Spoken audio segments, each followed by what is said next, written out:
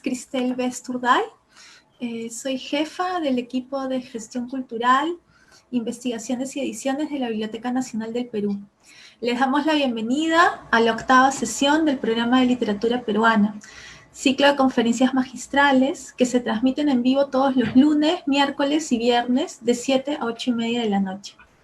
El programa de literatura peruana se propone acercar a la ciudadanía nuestra creación literaria que aporta a la construcción de nuestros imaginarios y identidades a lo largo del tiempo. En el presente bloque temático denominado Vanguardias Literarias, Rupturas e Invenciones, tenemos el agrado de contar con la presencia del profesor Julio Ortega, quien presentará la conferencia La poesía de César Vallejo en tiempos de penuria. A continuación presentaré al profesor Julio Ortega. Julio Ortega es crítico literario y escritor, estudió literatura en la Universidad Católica en Lima y desde 1969 se ha desempeñado como profesor en diferentes universidades de los Estados Unidos, como la Universidad de Pittsburgh, Yale, de Maryland, Dartmouth y Harvard.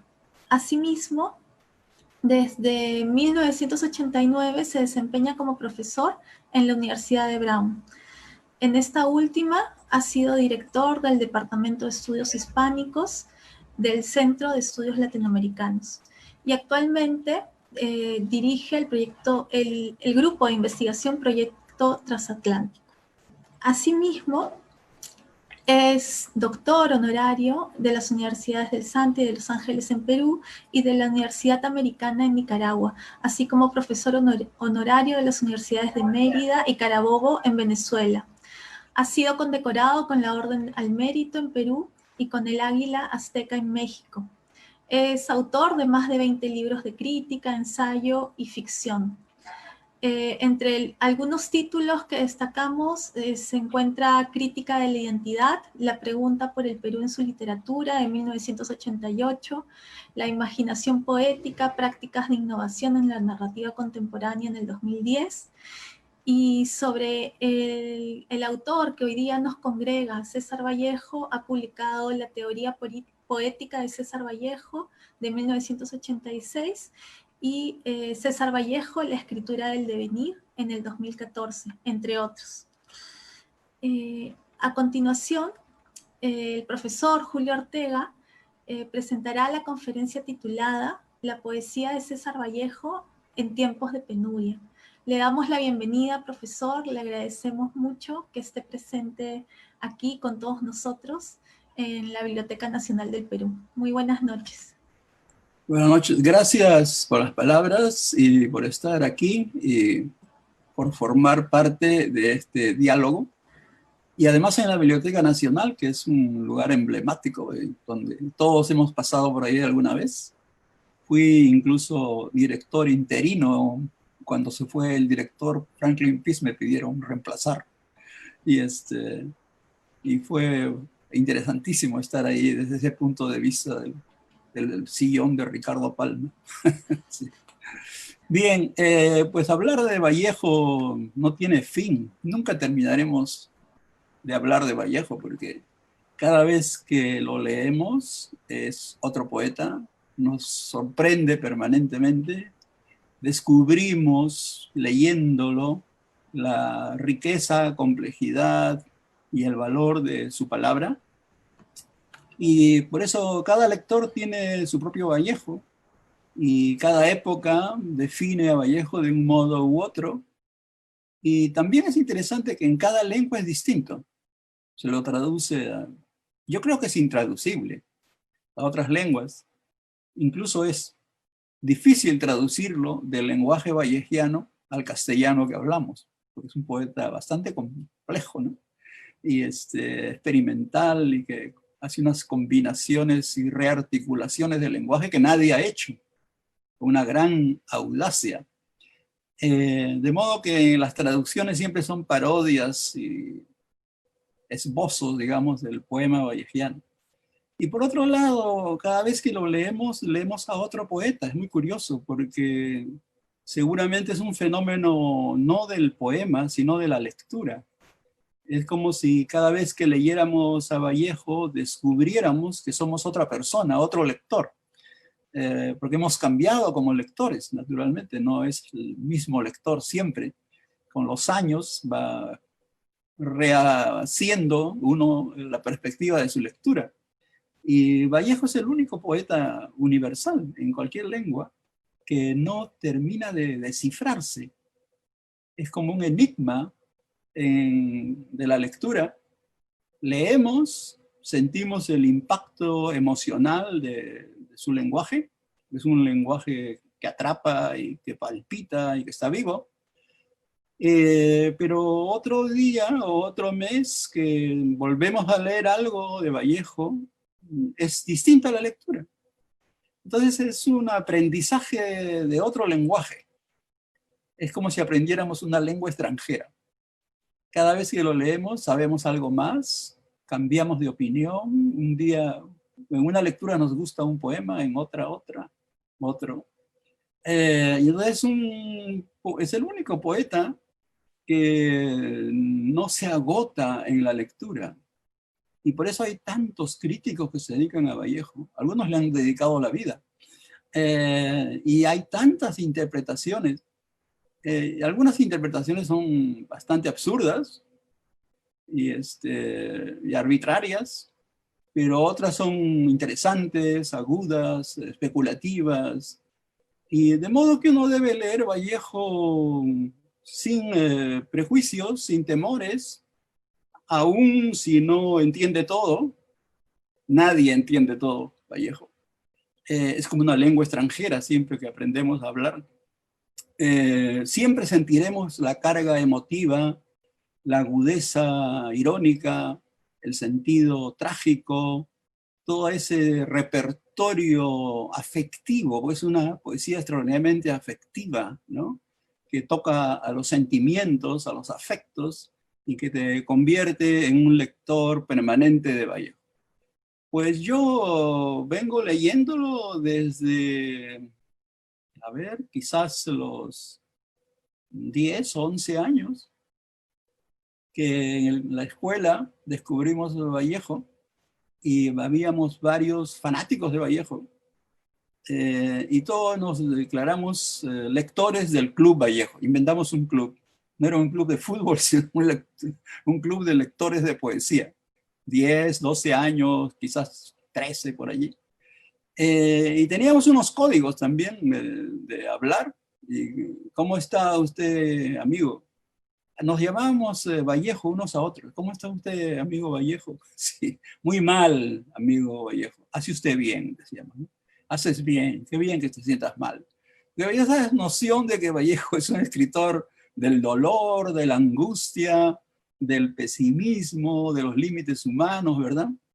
Y, o sea, no es una lectura para niños, porque se produce una especie de melancolía inevitable, digamos, si lees muy chico Vallejo, ¿verdad? No creo que haya un padre que le regale por su cumpleaños al niño un libro de Vallejo. Sería demasiado fuerte. Pero eso demuestra que es una educación muy larga. Jamás pensé que, porque éramos un club vallejiano y nos hablábamos en códigos vallejianos, iba yo a dedicarle una buena parte de mi trabajo y de mi vida a leer Vallejo. He hecho tantos cursos sobre Vallejo y todos son distintos, aunque los poemas son los mismos. En todas las universidades en que he estado, he dado muchas conferencias sobre Vallejo y cada vez mi lectura ha cambiado un poco y finalmente creo que articulé una lectura más o menos coherente. Y está en un libro que publiqué hace unos años, y he publicado muchas cosas sobre Vallejo, naturalmente. Y claro, el enigma de Vallejo no es solamente, todos sentimos el impacto emocional de su escritura cuando lo leemos, ¿no? Pero el enigma no es solamente encontrar qué quiso decir, porque como él no define lo que quiere decir, sino que sugiere alternativas a una lectura emocional, subjetiva, afectiva, dramática, todos valores del mundo afectivo, ¿no? Es muy difícil traducirla a un lenguaje explicativo. Entonces, por eso es que es tan difícil traducirlo. Yo he conocido a varios traductores de Vallejo y todos han terminado muy mal. Uno muy famoso que llegó a Lima cuando yo vivía ahí, el año 67, quizás o 6 llegó, Clayton Eshleman, un poeta americano que había descubierto Vallejo y que pensó dedicarle su vida y vino a Lima. Estaba Georgette Vallejo, la viuda del poeta, todavía viva, y trató de hablar con ella. Ella se negó totalmente, como siempre, era muy difícil hablar con ella. Y el pobre Clayton, pues, al final se fue del Perú entendiendo menos todavía a Vallejo.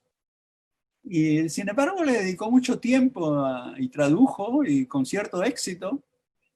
Parece que se lee bien lo que tradujo él. Hay otros poetas que se niegan a aceptar esa traducción. Y yo fui un poco víctima, por amigo, de traductor, porque me sometía a la lectura de sus traducciones. Y claro, yo no podía ser demasiado duro porque ya bastante sufría el pobre. Y siempre me ha tocado, curiosamente, cultivar esas amistades. Y no solamente Clayton Ashley, al final nos vino a Providence, a mi universidad, para trabajar juntos en la traducción de Trilce.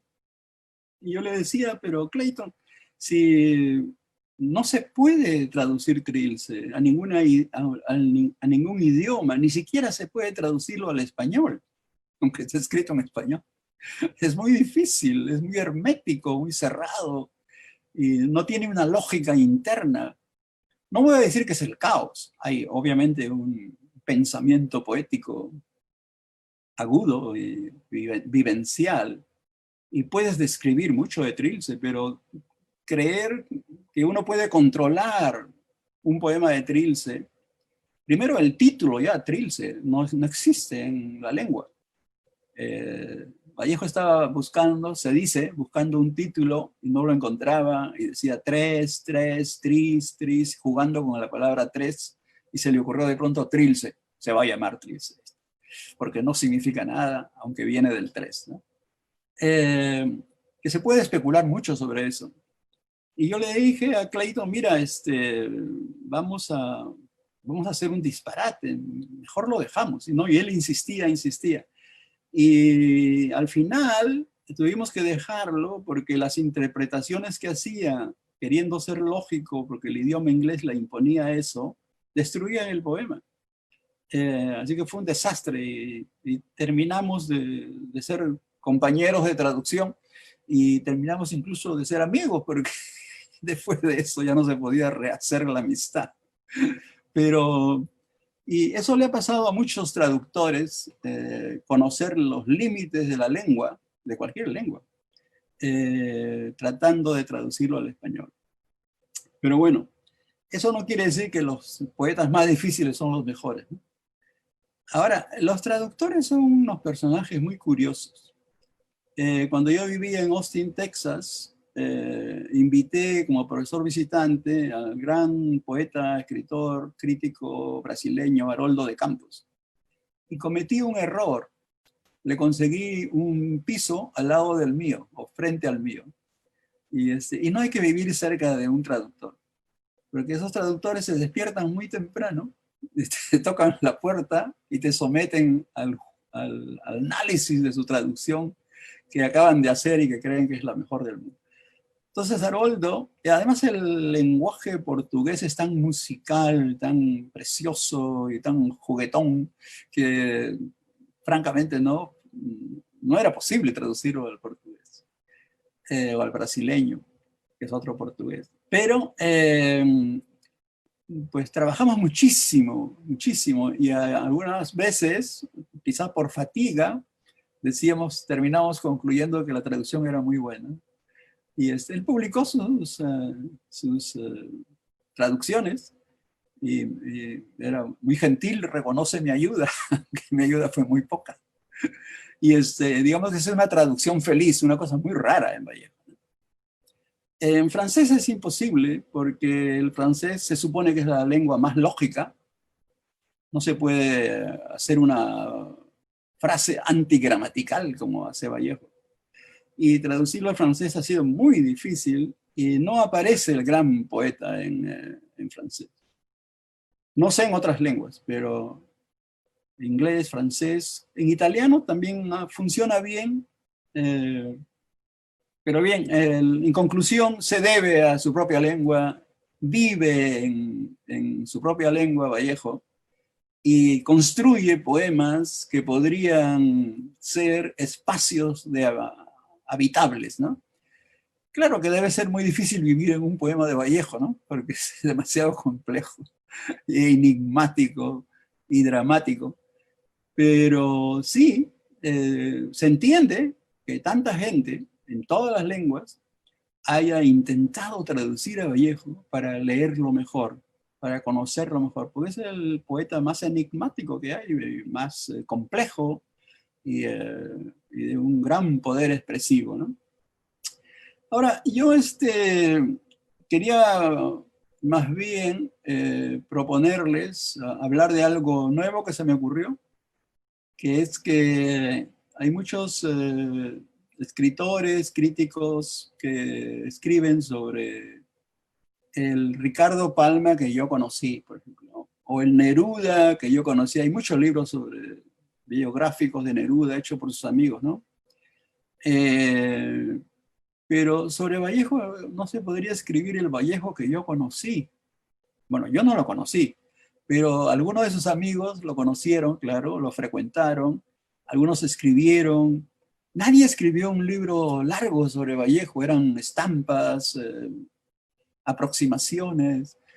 Conocí a varias personas que conocieron a Vallejo y naturalmente les pregunté por Vallejo, así que les voy a contar un poco de eso porque mi punto de vista será el Vallejo que yo no conocí. Sí. Ese sería el texto, la conferencia que todos ustedes podrían dar, el Vallejo que yo no conocí, pero que he leído y a partir de esa lectura puedo contar algo. Entonces, el Vallejo que yo no conocí empieza con la viuda de Vallejo, Georgette Vallejo, que como les decía vivía en Lima. Era un personaje extraordinario, Georgette, como solamente podía ser pues, la musa de Vallejo, ¿verdad? Era muy radical en sus opiniones, se había peleado con medio mundo. A cualquiera que publicaba un poema de Vallejo sin permiso suyo, le hacía un juicio.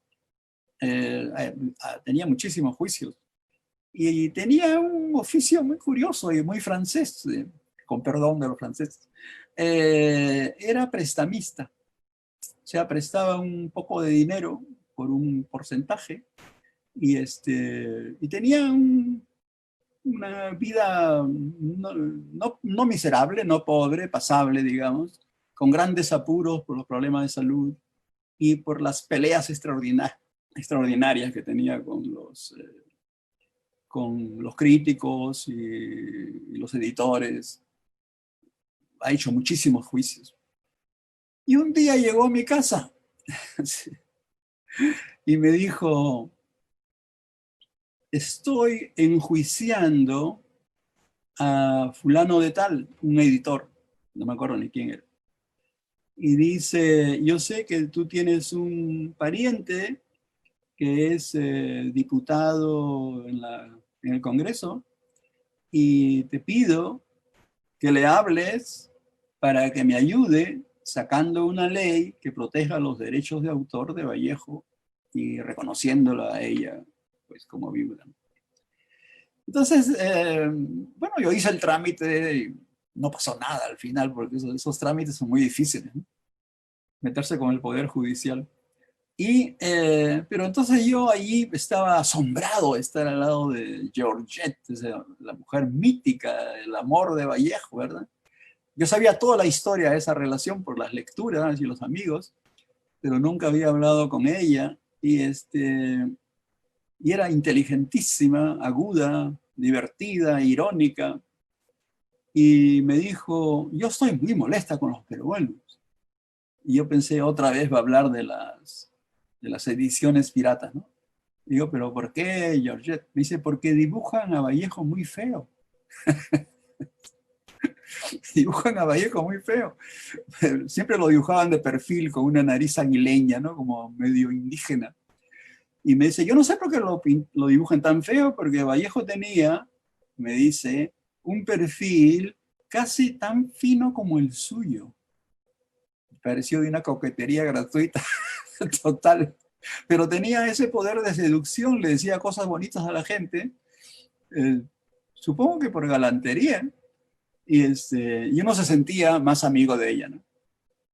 Pero bueno, de Vallejo mismo no tenía mucho que decir porque fuera de su historia personal, de su relación, Vallejo vivía en un hotel de la Rue de Molière y por casualidad una vez caí yo en ese hotel y por el balcón se podía ver al frente eh, un taller de costura que había existido en los años 30, que era de la madre de Georgette, porque Georgette tuvo un padre que fue a la guerra y murió, y se quedó con la madre, que era una modista de bastante reputación, o sea que era una persona como de clase media, digamos, en Francia, ¿no?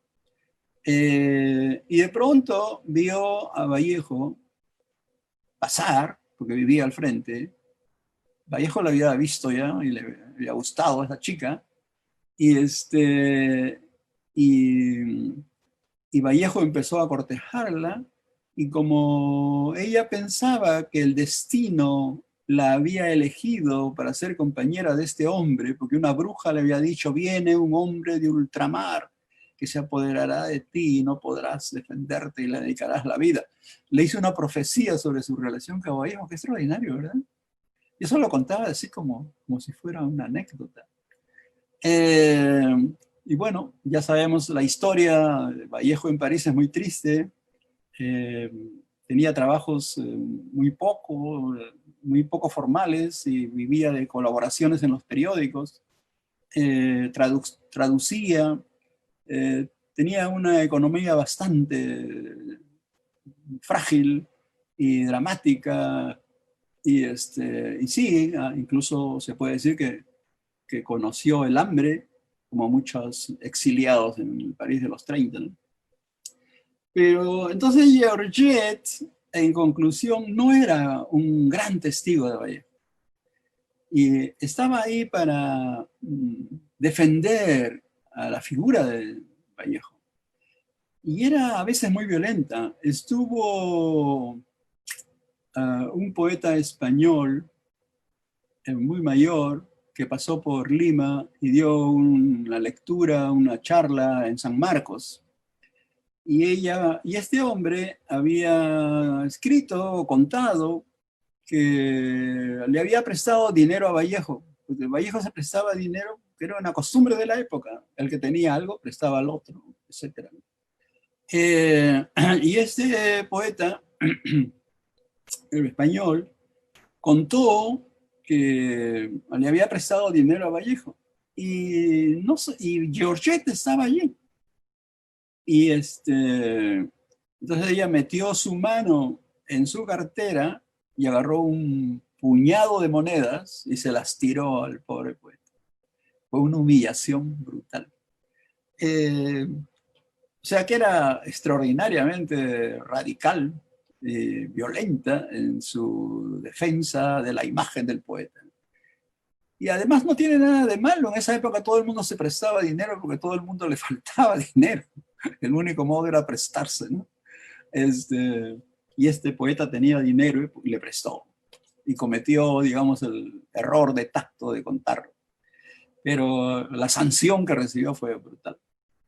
Bien, entonces con Georgette, digamos, la relación mía no produjo un gran conocimiento de Vallejo, aunque sí sentí la intimidad de ella, cómo le había dedicado la vida a Vallejo, y cómo había decidido dedicarle una segunda vida al poeta para defender su obra, y tenía la obra ella, ¿no?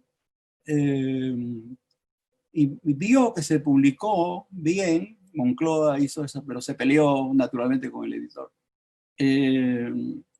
Y tuvo, pues, al final vio por lo menos que algo de su tarea había culminado. Quiero verla a ella con una mirada más grande, más amplia, y pensar que había sufrido mucho con el poeta, pero que al final quizás había cumplido la tarea que ella quería cumplir, realizar, que era ayudar a un poeta grande a ser más grande todavía humanamente, ¿no? Creo que ese era su proyecto de vida, muy doloroso, muy difícil, etcétera, pero trágico al final. Bueno, ese es mi encuentro con Georgette. Y lo que puedo contarles es muy poco, pero por lo menos hay algo que habla del poeta en este cuento. Después me he encontrado con Juan Larrea, que era también un poeta vasco con bastante dinero, muy amigo de Vallejo, que le dio un trabajo a Vallejo, que era copiar sus manuscritos a máquina, porque este hombre escribía a mano, y Vallejo por unas pesetas que le pagaban, pues este amigo le pagaba para que trabaje transcribiendo a máquina sus poemas. Este Larrea lo encontré en un congreso en Chicago y hablamos y le pregunté en un momento dado, ¿y usted a quién considera poeta mayor? ¿A Neruda o a Vallejo? Es una pregunta muy fácil. Y entonces me dijo, a Vallejo, naturalmente. Una suave sentencia feroz, ¿no? Y sí, tenía el orgullo de haber conocido a Vallejo y de haber participado en su vida, aunque sea pequeñamente, aunque escribió muchas cosas, un poco delirantes algunas cosas, porque era mitólogo él, ¿no? Y pero sí era un tipo con mucho dinero, y vivió en Montevideo, y sí dedicó bastantes páginas y libros a Vallejo, digamos. Pero nunca nadie de los que conocieron a Vallejo podía decir algo más complejo, más largo, más narrativo, más anecdótico, digamos, como siempre ocurre entre los escritores, sobre Vallejo. Era como si hubieran conocido a una persona que no se puede conocer, que tiene una intimidad compleja, agónica, melancólica, que es capaz de entusiasmos y es muy amistoso y es políticamente de izquierdas, ¿verdad? Entonces tiene rasgos comunes con mucha gente de la época y con grandes escritores. Y muchos escritores grandes lo admiraban, habiéndolo leído, pero de lejos, digamos, ¿no? Después, una vez en la Universidad de Yale, en Estados Unidos, estaba yo enseñando, vino Alejo Carpentier, gran escritor cubano, hijo de francés, que había sido del Partido Comunista de joven y que había vivido en París muchísimos años y había coincidido con Vallejo. Y este hombre era un tipo muy elegante, pero muy seco, muy formal, parecía un diplomático, sin tener nada en contra de los diplomáticos. Y era un poco frío, así distante, ¿no? Y este había tenido una historia con un peruano que se llama Pabletich, que era de la contemporáneo de Vallejo, etc. Y este Pavletich estuvo preso con Carpentier Y entonces cuando vino a New Haven y cenamos juntos en un grupo, yo le pregunté por Vallejo, ¿no? Pero primero teníamos que hablar de Pavletich, claro. Y era famoso porque Pavletich, Carpentier era muy fanático de la filología, de la historia de las palabras, y le dijo, ¿su nombre viene de Rusia o de Yugoslavia? Y él dice, no sé, no conocía a mi padre. Una novela le hizo Pavletich para molestar a Carpentier, ¿no? Y le dijo, lo único que sé es que mi padre era ruso y nos ganábamos la vida gracias a un pequeño oso que tenía mi padre, y íbamos por los parques, y el oso con su correa, y bailaba el oso, y yo de chico pasaba el sombrero y me daban unas monedas. Entonces Carpentier se ofendió y le dijo, yo puedo entender la explotación del hombre por el hombre, pero no puedo entender la explotación del oso por el hombre.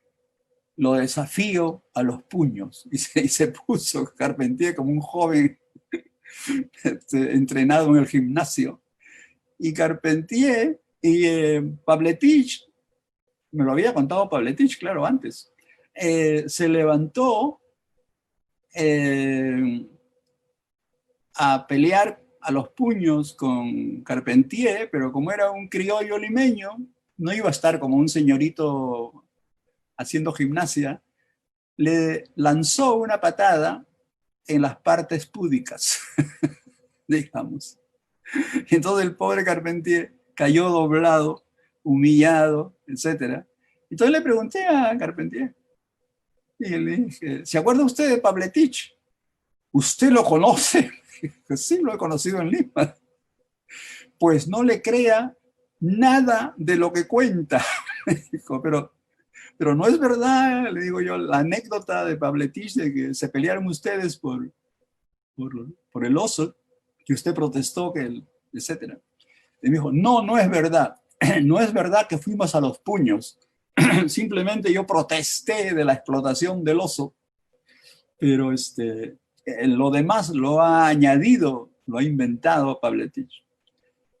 Bueno, hablamos de eso y le pregunté, bueno, pero ¿a Vallejo usted lo conoció? ¿Qué impresión tiene de él? Y me dijo, mire, le voy a decir algo. Hay personas que uno conoce sobre las cuales hay mucho que decir, contar historias, anécdotas, vida política, amorosa, lo que sea. Pero hay otras personas sobre las cuales no hay nada que decir. Y Vallejo era de estas. Me pareció de un escepticismo radical. ¿Cómo no se podía contar algo sobre Vallejo? Me pareció que había una especie de celos internos no resueltos y que le costaba mucho a Carpentier, gran escritor, le costaba mucho a Carpentier reconocer la grandeza de otros. Entonces yo, después de eso, dejé de leer a Carpentier, claro, porque me parecía horroroso. Pero bueno, después de eso, puedo contar que me encontré con Juan Larrea, no sé si ya conté lo de Larrea, que le pregunté quién era más grande, Larrea o Huidobro. Perdón, Vallejo o Huidobro. Y dijo Vallejo, naturalmente. No tenía la menor duda de que Vallejo era el mejor de todos. Larrea era un hombre muy culto y muy inteligente. Y de toda la gente que yo conocí, que había conocido a Vallejo y a las cuales interrogué, fue el único que reconocía la grandeza de Vallejo como un misterio. Es extraordinario, ¿verdad? Como un misterio. No se podía explicar el genio de Vallejo. Había conocido a la persona que era emotiva, afectiva, un caballero apasionado, político, claro, etc. y había leído al poeta mucho, había escrito sobre él, uno de los primeros en escribir, ¿no? Larrea. Y sí reconocía una grandeza que ya no se puede explicar. Era como una ignorancia de uno ante un abismo humano que era un poeta extraordinariamente radical, inexplicable por eso. Bien, después quiero contar cuánto tiempo nos tenemos todavía. ¿Tienes, Sí, sí, profesor. ¿Puedo seguir? Bueno, tú me haces un Sí, gesto cuando estemos por acabar. claro que sí. Puede continuar todavía incluso unos 10 Ah, minutos. bueno, gracias. Sí, 15 minutos, por supuesto que Estupendo. sí. Ya estoy terminando.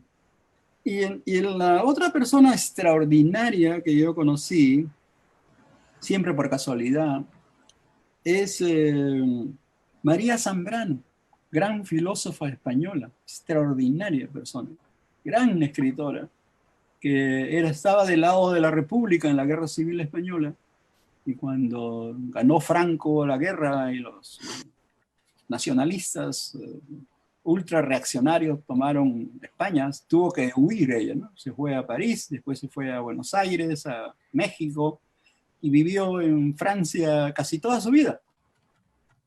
Y un amigo en Madrid me dijo, ¿sabes que María Zambrano ha sido traída por el gobierno socialista y le han dado un piso para que viva allí, muy mayor, más de 80 años? Y me dice, ¿te gustaría verla? Pero claro que sí. Entonces voy a hacer una cita, ¿no? Y entonces fuimos a verla. Y era una viejecita pequeñísima en su sillón, tapada de una manta y con unos ojos vivos. Y ella sabía que yo venía a preguntarle de Vallejo, claro. Y me dijo que a Vallejo lo había conocido sin conocerlo. Estaba en Barcelona, en la Guerra Civil, que Vallejo visitó, ¿no? No participó en la Guerra Civil, pero estaba del lado de los republicanos, de la izquierda, digamos. Y dice que estaba en una mesa a la hora del almuerzo, comiendo, una mesa larga, grande, llena de españoles. Y me dijo, bueno, ya se imagina usted que el ruido de la conversación de los contertulios, de los comensales, era enorme y que no se podía hablar. Yo no podía hablar porque todo el mundo hablaba tan alto. Dice, y de pronto escuché un silencio. En esa muchedumbre en la mesa había un hombre delgado, trigueño, con un perfil interesante, que estaba en absoluto silencio. Y preguntó, ¿quién es ese señor? Le dijeron, es César Vallejo. Ella lo había leído. Y entonces le pareció admirable un hombre que estuviese en silencio en medio de españoles. Entonces son muy elocuentes, ¿no? Y luego se dedicó a mirarlo, nada más. Y me dijo que nunca había visto una frente tan amplia, amplia la frente, grande, y, y una cara pues delgada, y que esa frente tenía como un brillo propio, como una especie de resplandor, digamos, que producía una impresión de que estabas ante una persona completamente excepcional. No se sabía por qué. Ella sabía que era poeta, pero todavía no lo había leído. Y, y, eh, y ese era su recuerdo de Vallejo, que demuestra que Vallejo producía impresiones muy, muy profundas, y que era pues una persona especial, excepcional, ¿no? Eh, Bien, esa es la historia que quería contarles. Y,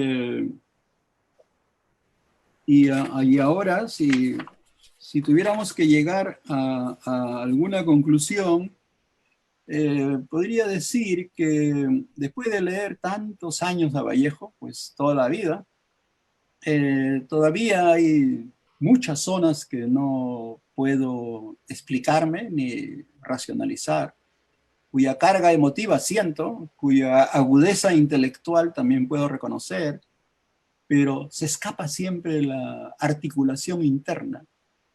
Y he pensado que lo que está ocurriendo es que las palabras son un tiempo en sí mismas.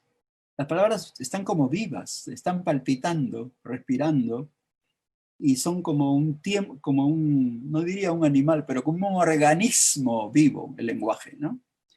Y entonces, que las palabras, como están vivas, protegen a la cosa que nombran. Por ejemplo, si yo digo lápiz, el nombre lápiz protege al objeto lápiz. Es una idea que se me ha ocurrido, pero creo que va con el sistema vallejiano. Hay golpes tan fuertes en la vida, yo no sé. El significado es muy simple, muy evidente, ¿no? La vida tiene cosas terribles, digamos. Pero como lo dice Vallejo, el lenguaje está protegiendo al sujeto de esos golpes, ¿no? Que son misteriosos, inexplicables.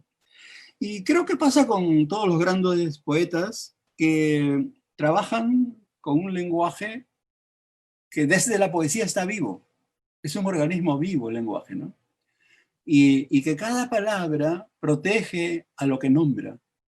Y entonces el lenguaje sirve para recibir el mundo que nos han dado, el mundo que hemos recogido o nos es transmitido por nuestra familia, nuestra cultura, nuestra lengua, nuestra edad, nuestro país, etc. Y que esa transmisión que recibimos del mundo a través del lenguaje también nos protege a nosotros mismos, ¿no? O sea que en tiempos de penuria, diría yo, la poesía es la gran medicina, el redescubrimiento del poder de la lengua. Primero, como un código de la comunicación que distribuye la parte de verdad que nos ha tocado. Porque sería muy triste una vida en la cual la mentira predomina sobre la verdad. No estoy hablando de los políticos, ¿no? Pero estamos llenos de palabras despojadas de sentido, o sea, palabras agonizando, muertas. Y entonces en tiempos de penuria el lenguaje no sirve para protegernos. Y tenemos que recuperar la vida del lenguaje como algo precioso, maravilloso que tenemos. Y la poesía es obviamente la expresión más viva, más poderosa del lenguaje, ¿no? Termino con una historia más ligera, que es que ustedes conocen a Claudia Llosa, ¿verdad? La cineasta, que ha hecho varias películas. Me dijo, una vez la encontré en Barcelona y me dijo, ¿por qué no hacemos una película sobre la vida de Vallejo? Sí. Y bueno, solamente tú lo podrías hacer, claro. Y, y empezamos a trabajar en esa idea y, y escribí una especie de guión de los diálogos de Vallejo con todas estas cosas que les cuento, muchísimas anécdotas más, ¿no? La historia amorosa de Vallejo, la historia política de Vallejo. Y sí, salía como una película buena, o interesante por lo menos. Y Claudia, que es muy lista, tenía como Vallejo a un actor que todos ustedes conocen, que es Viggo Mortensen. ¿Se acuerdan de Viggo Mortensen? Este actor noruego que vivió de chico en Argentina, que habla muy bien español, que tiene una cara como seca, un cuerpo delgado, y está en muchísimas películas de mucho éxito, ¿no? Viggo Mortensen. Y él Claudel habló, y resulta que este hombre estaba fascinado con la idea de hacer de Vallejo él, porque había leído Vallejo toda su vida. Qué extraordinario, ¿verdad? Pero al final el proyecto no siguió porque el cine es muy complicado, es una maquinaria de inversión de capitales y de socios, y entonces la biografía de un poeta no parece muy comercial, digamos, o exitosa, digamos, para una película, pero ahí está.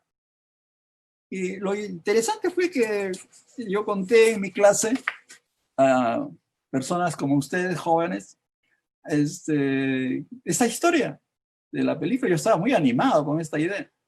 Y dije, lo que nos falta es una mujer joven que no sea actriz profesional y que pueda hacer el papel de Georgette.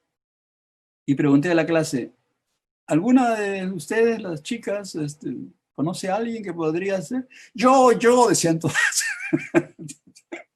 Todas creían que podían ser Georgette. Me quedé muy impresionado, porque, claro, nadie diría, yo quiero ser Vallejo, de verdad sería un poco patético, pero yo quiero ser Georgette parece un síntoma de una idea platónica del poeta como el gran misterio que aparece, como Vallejo apareció en la vida de Georgette, ¿no? Como una fuerza del destino de la cual no podía escapar. Bueno, y con esa nota de optimismo lo dejamos. ¿Hay preguntas? Sí, profesor, profesor Julio Ortega, muchas gracias.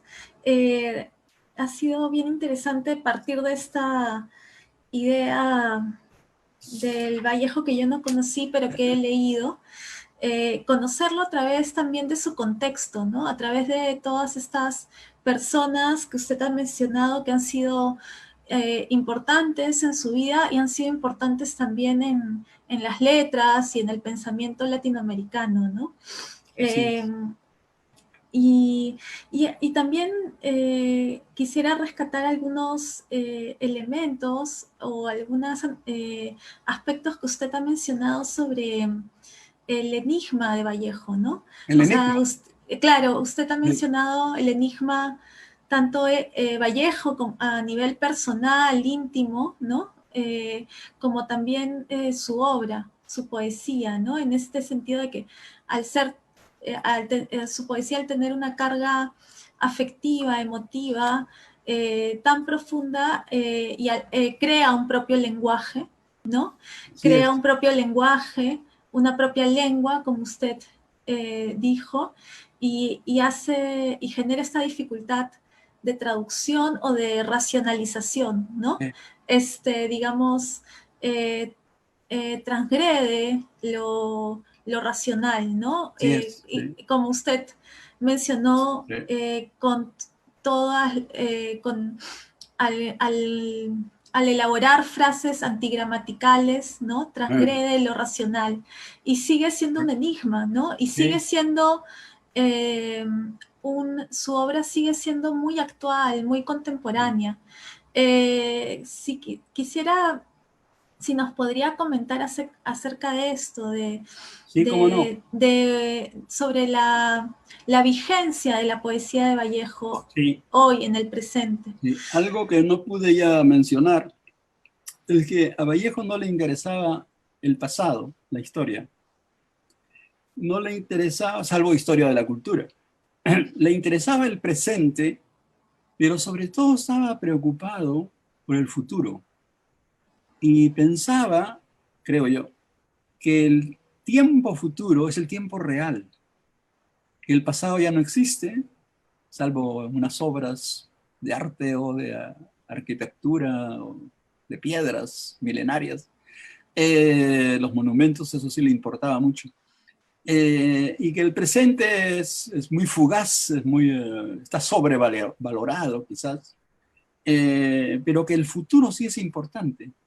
Y una vez en París había una muestra de arqueología precolombina y fue Vallejo. Y escribió una nota sobre su visita, porque escribía en El Comercio, ¿no? Y dice, descubre por primera vez, viendo estas, lo que nosotros llamamos ruinas, ¿no? No es propio de ruinas, no son ruinas, son restos arqueológicos muy elocuentes.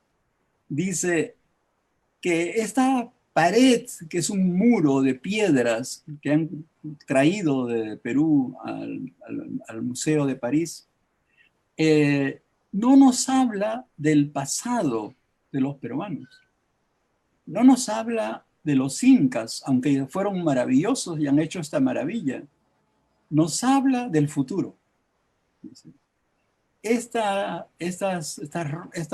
pared de piedras peruanas nos habla de la capacidad creativa del hombre peruano, de que puede rehacer con las piedras un muro, un templo, una torre, una ciudad, y que en un pedazo de piedra hay el proyecto de un nuevo Perú, digamos, ¿no?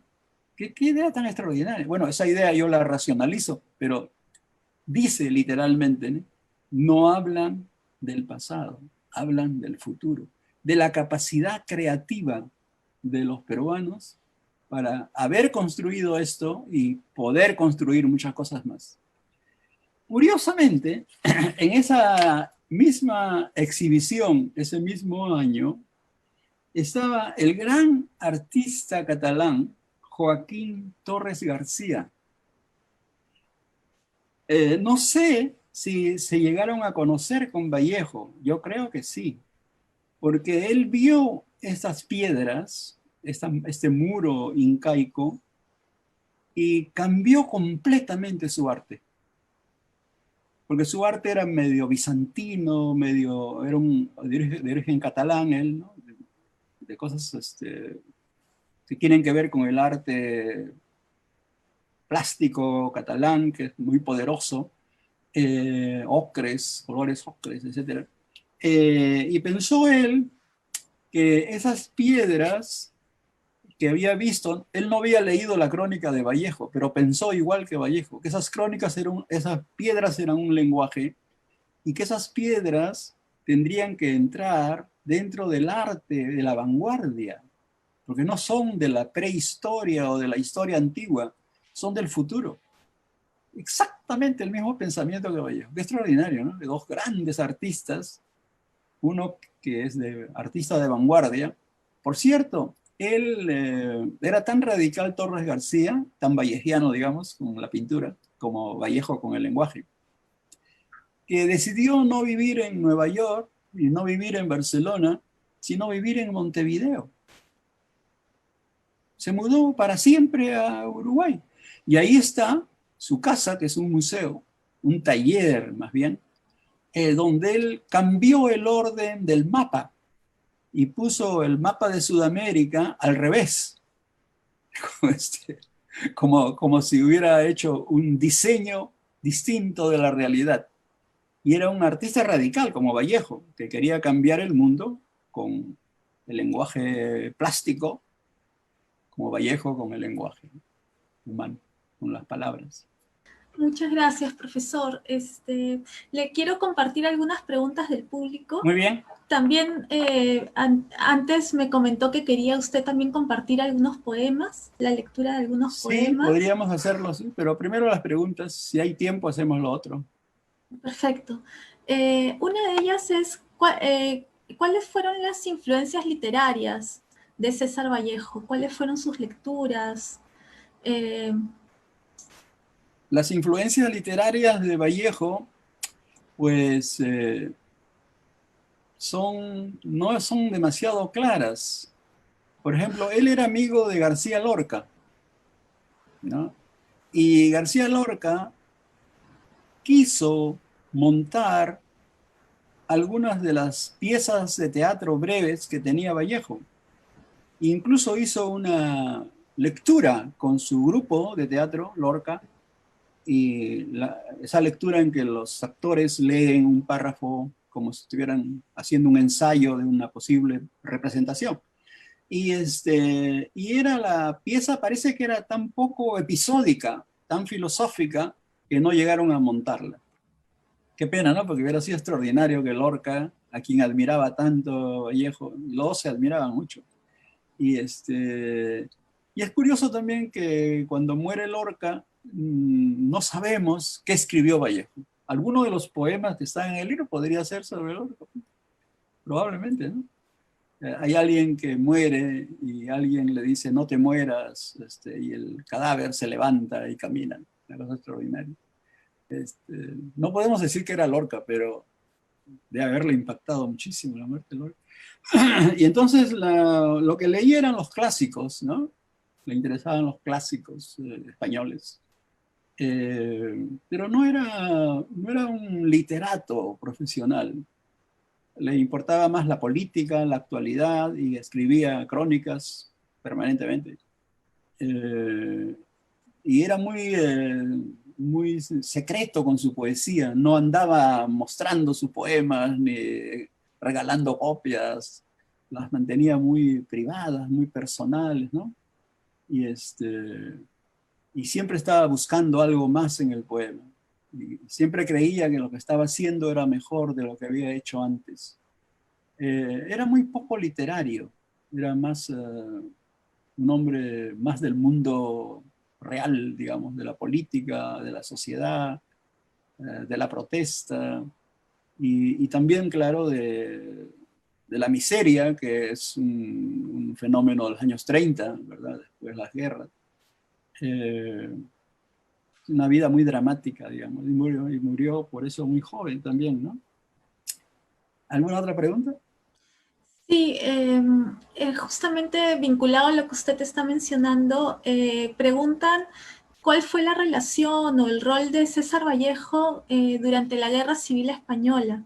Si nos podría comentar acerca de eso. Y yo agregaría si nos podría comentar sobre su poemario España aparta de mí este cáliz. Claro, cuando empieza la guerra, Vallejo inmediatamente declara su adhesión a la República, ¿no? Que es la República Socialista de Izquierdas. Había mucha pelea dentro del campo republicano, ¿no? Muchas rivalidades y mucha pasión y muy poca estrategia militar. Entonces, la guerra era una penuria, digamos, ¿no? Una sangría, una cosa horrorosa. Y algunos peruanos, pues, estuvieron allí y Vallejo conoció a algunos que murieron en batalla, ¿no? Vallejo ya era considerado muy mayor para estar en combate. Ya a la edad que tenía entonces, que se puede calcular, el año 36, 37. Y algunos decían, ¿de qué se murió Vallejo? Pues no se sabe. No hay un documento que diga se murió de esto, ¿no? Entonces algunos amigos decían, bueno, se murió de hambre, de pobre alimentación, y otros decían se murió de angustia, no pudo resistir la caída de la República. Me parece un poco absurda esa discusión. Basta decir que se murió de su propia muerte, ¿no? Sería más lógico dentro de Vallejo.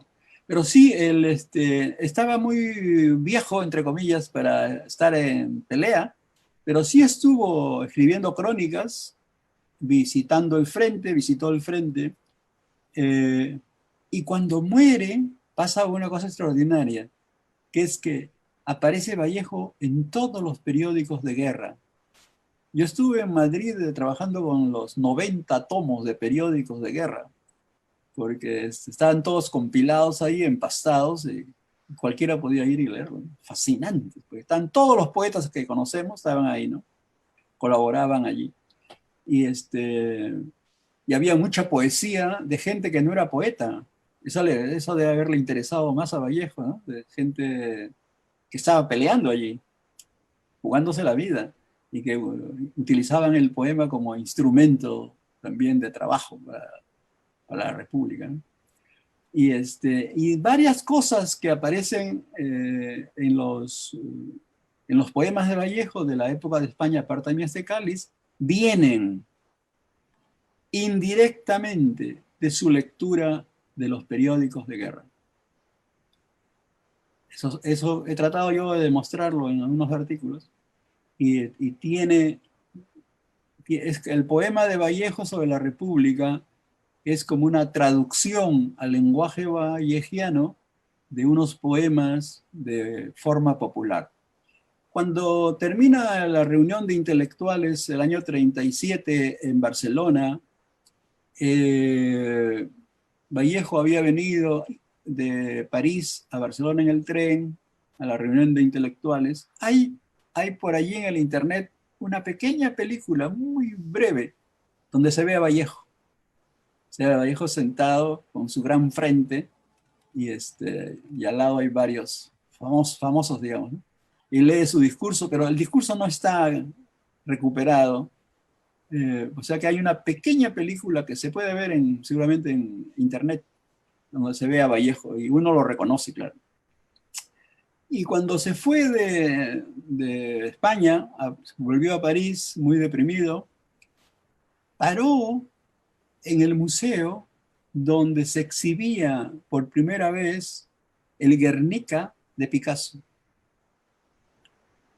Y el Guernica de Picasso es exactamente el España aparta de mí este cáliz en el lenguaje. El Guernica de Picasso lo es como el poema de Vallejo, tiene el mismo poder como pintura, como protesta, como agonía, etcétera. Es extraordinario. Entonces, cuando vio, no sabemos, porque no escribió Vallejo sobre esto, pero cuando Vallejo vio ese cuadro del Guernica, tiene que haber sentido que ese cuadro dialogaba con su poema, sin que Picasso supiera del poema tampoco, ¿no? Porque la temática de la guerra estaba allí, ¿no? Y es fascinante comparar las dos cosas, ¿no? Porque forman parte del mismo sistema, digamos, de representación de la violencia extraordinaria y el sufrimiento humano desgarrador de esa guerra civil. Muchas gracias, profesor, sobre esta reflexión en relación a César Vallejo y su tiempo, ¿no? En un tiempo de guerras, de crisis, de penurias, como usted. Y de promesas también, ¿no? De promesas de políticas. El comunismo era considerado una promesa del futuro, cosas que se derrumbaron después, ¿no? Los estados se apoderaron del proyecto, digamos, de modernización, por llamarlo de alguna manera, social, que las izquierdas de entonces defendían, ¿no? Y volvió todo lo contrario al poder, ¿no? Volvieron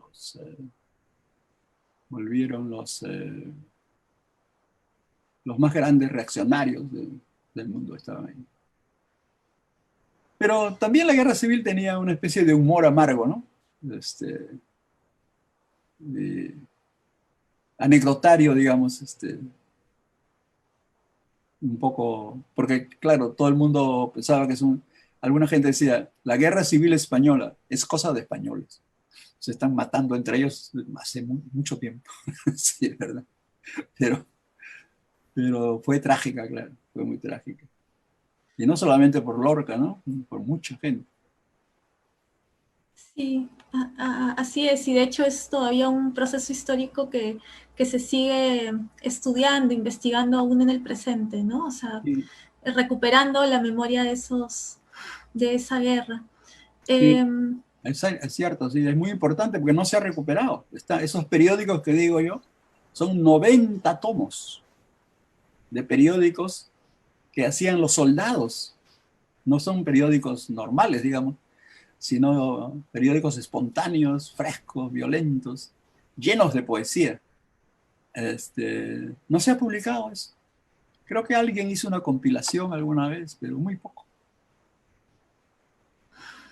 Sí, bueno, hay algunas preguntas más, si podemos Sí, cuando quieres. continuar. Una de ellas es en relación a las referencias que hace César Vallejo, o sea, a las referencias a Dios que hace César Vallejo en su poesía, si nos podría Sí, comentar. claro, sí, Vallejo tenía una formación religiosa, sin la menor duda. De chico había sido monaguillo en la misa, ¿no?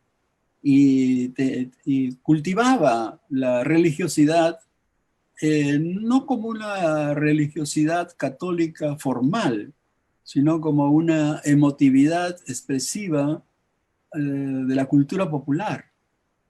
O sea que su religiosidad estaba llena de, ¿cómo decirlo?, de cosas irracionales, ¿no? Como persignarse para cruzar un puente, ese tipo de cosas que pertenecen a lo que se llama la cultura católica popular, ¿no? Que no es una filosofía, no es una racionalidad, sino es algo instintivo de autodefensa. Y Vallejo tenía un poco de eso, ¿no? De su familia, de su formación. Era muy fuerte la formación católica entonces y muy tradicional. Y eso lo cultivaba como una sensibilidad propia, ¿no? Y siempre tuvo esta dimensión interrogativa del papel de Dios entre nosotros. Dice, hay poemas que son imprecaciones a Dios, ¿no? Tú te sientes bien, no eres responsable de tu creación, blasfema, digamos, de Dios. Pero eso demuestra la religiosidad, ¿no? También. Sí, muchas gracias, profesor. Sí, hay algunas preguntas y comentarios acerca de la poesía de César Vallejo y también sobre César Vallejo. Una de ellas es acerca de su correspondencia. A ver, Si nos podría eh, as, quizá hacer un comentario sobre la correspondencia de Vallejo. sí, la correspondencia de Vallejo. ¿Las cartas? Sí, Ah, ya. Sí, se han publicado muchas cartas eh, de Vallejo y, y de toda clase de cartas, ¿no?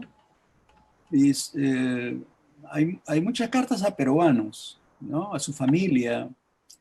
Es muy curioso porque Vallejo se supone que era comunista, pero escribió una carta a su familia pidiendo una misa por su salud, ¿verdad?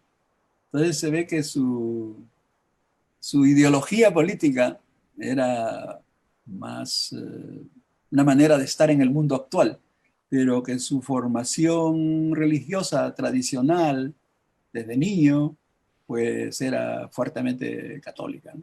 Y se había quedado en él, existía esa matriz católica, digamos. No sé si respondo a esa pregunta. no, sí, claro que sí. Y finalmente no sé si desearía compartirnos quizá algunos de los poemas. Sí, Este, son demasiado conocidos, pero podría leer algunos, si quieren. Ustedes tienen La Cena Miserable, ¿no? sí, Todos tendrán eso. Dice, ¿hasta cuándo estaremos esperando lo que no se nos debe? ¿Y en qué recodo estiraremos nuestra pobre rodilla para siempre? ¿Hasta cuándo la cruz que nos alienta no detendrá sus remos? Hablando de la figura de la cruz, ¿no? Eh, religiosa, católica, en esta pregunta por el sufrimiento humano, ¿cuánto va a durar? Eh, en la poesía de Vallejo hay una crítica de la vida, ¿no? Crítica de la vida se llama el inconformismo, el no estar conforme con las cosas como son y estar siempre protestando por lo que hay a nombre de lo que podría haber. Y este lenguaje a veces es antirreligioso. A Dios le dice, tú no sientes el dolor humano, tú estás muy bien ahí donde estás, algo así, ¿no? Le reprocha el no ocuparse más de los hombres, ¿no? Vivos. Pero de todos modos se ve una religiosidad angustiosa, ¿no? Algunos lo han relacionado con Unamuno, pero a ver qué más dice. ¿Hasta cuándo la duda nos brindará blasones por haber padecido? Es el poema sobre el sufrimiento humano, ¿no? Ya nos hemos sentado mucho a la mesa con la amargura de un niño que a medianoche llora de hambre desvelado. ¿Y cuándo nos veremos los demás al borde de una mañana eterna, desayunados todos? ¿Hasta cuándo este valle de lágrimas a donde yo nunca dije que me trajeran? De codos, todo bañado en llanto, repito cabizbajo y vencido, ¿hasta cuándo la cena durará? Le llama la cena a la vida, pero claro, detrás de la imagen de la cena hay la otra poderosa imagen de la última cena, ¿no? Esta no es una última cena, sino que es una cena que no acaba. Es una cena miserable que no acaba, ¿no? Entonces no es cena realmente, es la carencia de la cena, ¿no? Y entonces la herencia de Dios que nos ha dejado es la agonía de lo humano y la promesa de la redención humana. Entonces esta agonía, esta contradicción aparece muy bien en este poema, ¿no? Y dice, hay alguien que ha bebido mucho y se burla, y acerca y aleja de nosotros como negra cuchara de amarga esencia humana, la tumba. Y menos sabe ese oscuro hasta cuándo la cena durará. O sea que lo único que estamos seguros es de la muerte, ¿no? Dice, y mientras tanto estamos cenando, o sea, viviendo un tiempo efímero, ¿verdad? Entonces es un poema sobre la caducidad de lo humano en la brevedad de lo vivo, ¿verdad? Es muy típico de Vallejo, ¿no? Es un poema de protesta, de agonía, de emoción. eh, Parece una oración al revés, ¿no? Y por eso digo yo que la poesía de Vallejo está viva, ¿no? Es un organismo vivo que late, respira, eh, y nos acompaña por eso, ¿no? Y creo que todos los peruanos que vivimos fuera tenemos un rasgo de identidad común que es la obra de Vallejo. Y es una crítica de la vida porque el lenguaje, el poeta, el intelectual, no se resigna a la realidad tal cual. Escribir, leer, es protestar. Si uno se resigna, pues muere pronto, digamos, ¿no? Lo que nos mantiene vivos es la rebeldía, la protesta, la crítica, la inconformidad y el desasosiego, esa especie de inquietud interna de lo que no acaba de hacerse bien, ¿no? Entonces hay una cultura de lo desasosegado que él cuestiona. Siempre he pensado que hay una gran fundamento, un gran fundamento, fondo, una matriz de donde nace el lenguaje de Vallejo, que es su condición de peruano, ¿verdad? Si fuera mexicano, brasileño, chileno, no sería Vallejo, ¿no? Neruda, por ejemplo, es completamente distinto, ¿no? Poeta mundano, gozoso, eh, gran cocinero, lleno de novias, sí. Y y comunista feliz, ¿no? Eh, Gran poeta Neruda, por supuesto, pero demasiado elocuente, porque es un poeta que le da a la realidad más nombres de los que ya tiene. Vallejo es al contrario, ¿no? Vallejo resta nombres. Le parece que el lenguaje no está cumpliendo su tarea de darnos un esquema, una foto, un mapa de lo real, y y la poesía tiene esa misión, ¿no? Construir una cartografía en el lenguaje que corresponda al drama de lo real.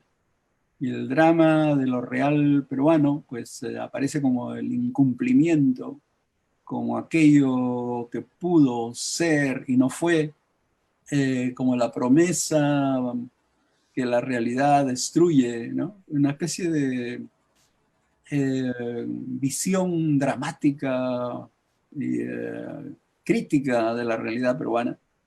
Pero al mismo tiempo, la realidad peruana le devuelve el poder de un lenguaje nuevo para reconstruir, digamos, con las palabras, que son como las piedras, un muro inca, un muro nuestro, eh, que sea un testimonio de lo vivo, del futuro, de la capacidad de hacer que han tenido los antiguos peruanos, ¿no?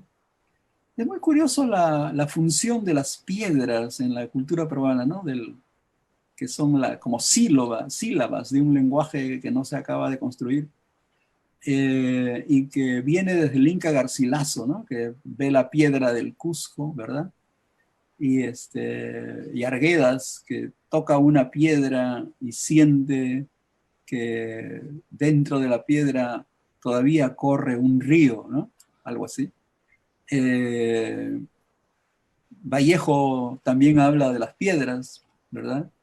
Entonces las piedras son como una metáfora peruana de un edificio que no termina de construirse, ¿no? Entonces, con esa nota de optimismo, dejándoles a ustedes una piedra cada uno para escribir su nombre en ella, terminamos, ¿verdad? ¿Les Claro, parece? claro Oh, que sí, sí, profesor. Más bien, qué hermosa reflexión la que acaba de compartir sobre la piedra, ¿no? La piedra como parte de un lenguaje y como esta idea de construir, ¿no? claro. Nuestro propio lenguaje y este futuro, ¿no? En el que vivía Vallejo, en el que se proyectaba, en el que eh, se vislumbraba. Eh, Realmente le agradecemos mucho esta lectura que ha hecho Encantado. sobre el Vallejo, esta lectura tan personal que ha hecho sobre César Vallejo, ¿no? A partir de algunos personajes importantes en la vida de Vallejo, importantes en la cultura latinoamericana. También esta lectura particular digamos, bastante minuciosa que ha hecho sobre algunos aspectos de la poesía de Vallejo, ¿no?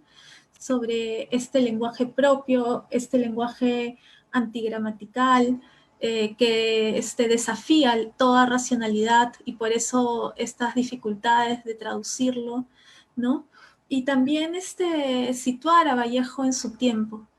Realmente ha sido un placer escucharlo, escuchar sus reflexiones y, y, realmente le agradecemos desde la Biblioteca Nacional del Perú el haber participado en el programa de literatura peruana, en este ciclo de conferencias. Bueno, gracias a ustedes por organizar este evento.